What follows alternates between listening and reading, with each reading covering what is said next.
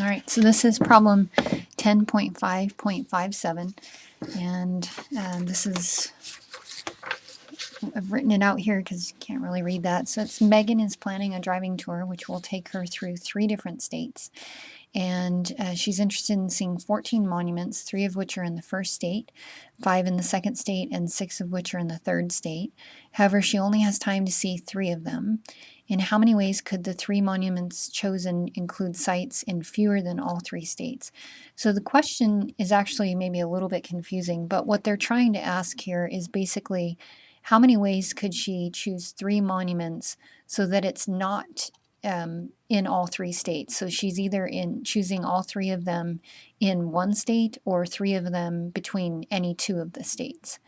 Okay, so that's what the question is asking us to find. Okay, so let's think about the total situation here, first of all. So the total situation is, you know, you could choose monuments in one state. Whoops. You could choose monuments in one state, or you could choose them to be in 2 states, or you could choose them to be in 3 states. And what they're saying is we actually don't want this scenario right here. We want to know what's this scenario. How many ways can she choose either here or here?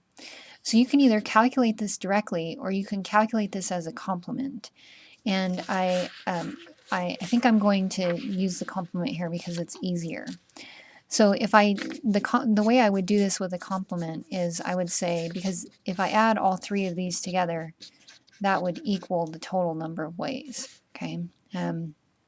So if I take the total and I subtract off the number of ways that we could visit sites in all 3 states, then that would equal the 1 state and the 2 state situation. It's essentially if I were to subtract this number, whatever that number ends up being, move it to this side of the equation.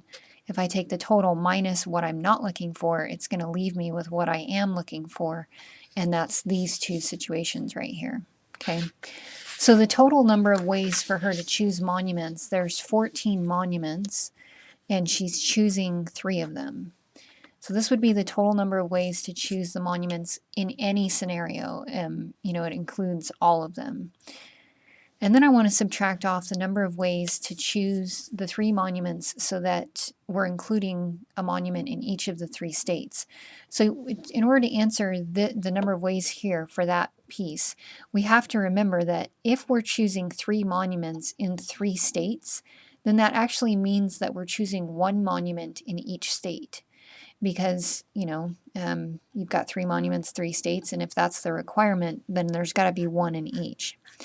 So if I think about, you know, they're telling us 3 monuments in the first state, 5 in the second, and 6 in the third, then in the first state I have 3 things to choose from. In the second state I have 5 things to choose from, and in the third state I have 6 things to choose from. Okay, so if I were to do this calculation here, take the total number of ways and subtract off the number of ways that I can have monuments in all 3 states, that would leave me with these 2 numbers. And this is an easier calculation than trying to calculate these directly. Okay, so if we just use our calculator here, a combination of 14 things taken 3 at a time is 364, and this is 90 right here. And so if we just do that subtraction here, we end up with 274 different ways that we could choose 3 monuments that don't happen in all 3 states. Okay, and that's it in this problem.